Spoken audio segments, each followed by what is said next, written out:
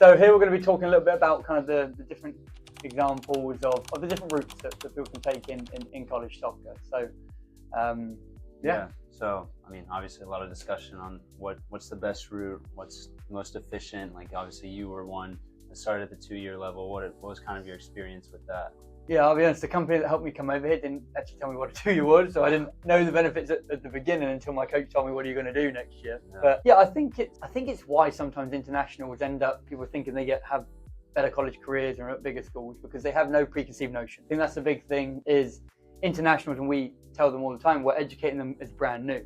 So they see it as an academy as such, or like going to play for a reserve team, for a first team, however you want to look at it, kind of comparing it to maybe English soccer, where they can go in, get playing time right away. Some internationals maybe more so have to go there because maybe grades, maybe finances, but that's why you see so many NJCAAs at such a high level and with so many internationals, because the internationals don't have any preconceived notions about the 2-year school. They then understand the benefit, and this is the big thing for me, I think, with 2 years, is I always think 99% of the time you'll end up at a better 4-year on a better scholarship from starting a year or two at a 2-year than going straight into a 4-year.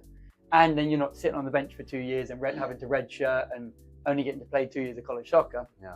You get a big amount of time of starting games, because I think the squads are generally smaller. I mean, some 2 schools have bigger squads, but generally they're smaller squads. Generally classes are smaller, so you can get your grades up, so you get good academic scholarship when you move on. And when a coach is recruiting, if you could take less athletic scholarship, more academic, they're going to take you. Yeah. And a lot of coaches now are not recruiting freshmen anymore.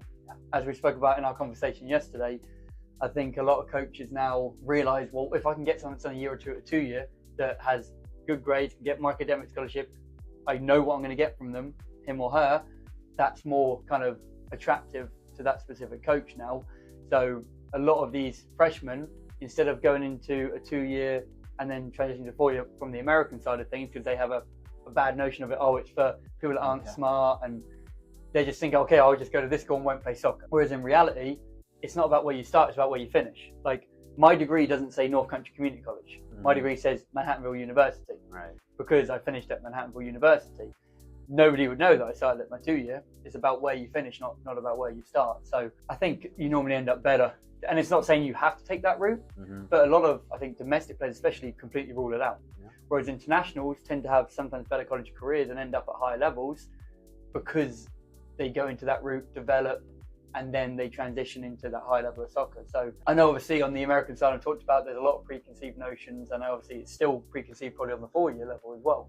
Yeah, I mean, I'd say one big one is that D1's always the best, right? You have your top 30 D1 schools, your Wake Forest, your Clemsons, your Dukes, that, I mean, obviously they got the big budgets, they have the NAIA, not really a D1 program anymore at that point, is it? We kind of call it like pre-professional. And there's 200 plus other Division I schools that are nowhere near that level on any day. Like D2 schools are beating them, top D2 schools are beating those D1 programs, top D3 schools are beating D2 schools, NAIA programs are beating those schools. Like there's really no level that is the best other than the pre-professional that we like to say. So I mean, that's a big notion where people are seeing Division I through the American football lens, and other than that, everything's just subpar below that. But it's just in reality not how it is at all, which is a big issue that we're trying to educate a lot of parents and players about, that there are other routes to go rather than just D1. Yeah, that it's really focusing on the fit and not the name on the door, as we like to say. And as you said, it's not about where you start, it's where you finish. So if the end goal is D1, then maybe starting at a lower level program and then getting that playing experience and adding that to your resume is more attractable to a D1 coach at that point. So yeah, I think it's the American mindset as well. Is like they look at soccer as an American sport, like basketball, American football, baseball, like we've said before. But soccer is a completely different sport. Yeah, absolutely. Which obviously we were just at the NAIA National Championships, and if you ask a family what NAIA is, some don't know what it is, or if they do, they see it in American football. That's where the rejects go. Or whereas in soccer, it's a very, very high level. I mean, we're in Atlanta, Life, Georgia Gwinnett, schools like that can comfortably beat D2s, D1s on a given day. Yeah. I mean, that national championship we were at back in, I think, December in Alabama, probably some of the highest level college soccer I've watched in a long time. And again, the NAIA, I think, is such a high level because they don't have as many rules and regulations So they can bring in internationals that will play professional. So yourself as an American, you might think, oh, I don't know what the NAIA is, but in reality, you're going to get such great education playing with people that maybe play professional in England or Brazil or Mexico or whatever it might be. Yeah. And you can learn a lot more from them than maybe being in a squad where it's more strict on the rules and that sort of thing. So I think people don't understand what NAIAs are, especially US families don't understand that in soccer it's probably, in my opinion, is the highest level of college soccer in the grand scheme of things. I mean, yes, like we said, the top 30 Division 1s, they're not college teams anymore, they're their own separate entity.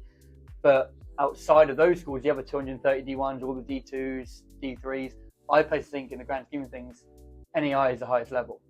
And again, it's not just, oh, it's a load of internationals, because we saw Warner Pacific at the full domestic roster, 0 internationals, and they got to the final 8 of the NAIA. Yeah. So I think, in my opinion, NAIA is one of the highest levels. And again, it's because they have internationals, because the internationals don't have a preconceived notion, oh, it doesn't say Division 1 on it, it just, okay, it's a 4-year school, great, that's fantastic. Whereas Americans might think, oh, I don't know even what NAIA is, when in reality, it's probably one of the highest levels out there, in my opinion. So there's very good schools. I think the only big difference is they're normally maybe smaller student population. Yeah. Probably you won't find any over 10,000. Most around under 5,000, maybe 3,000-4,000, which for a lot of people, we do our onboardings. They want a smaller class size. Small class size, yeah. And compared to comparable to D3s that are smaller schools, generally cheaper, and the soccer's generally better, and they can give athletic and academic scholarship. Yeah, and they can give more. Yeah. They can give over 3 more full rides than a Division 2 and a non-top 30 Division 1 can. Yeah. So, I mean, you can get down to a full ride, whereas at D2 and D3, it's a lot harder to get a full ride. So financially for the family, it can even be better, as well as having that good level of soccer as well. Yeah. Just all kinds of different routes. You don't have to go straight to the D1, all kinds of different ways you can go. That's fun. Yeah, exactly that. And you can start at an NAI and transfer to D1. You can start at a D2 and transfer to an NAI. That's the beauty of the system, is it's not just like a university system. You are in a sporting system where transfers happen regularly. Mm-hmm. So again, it's whatever you start, wherever you finish. There's no right or wrong answer to it.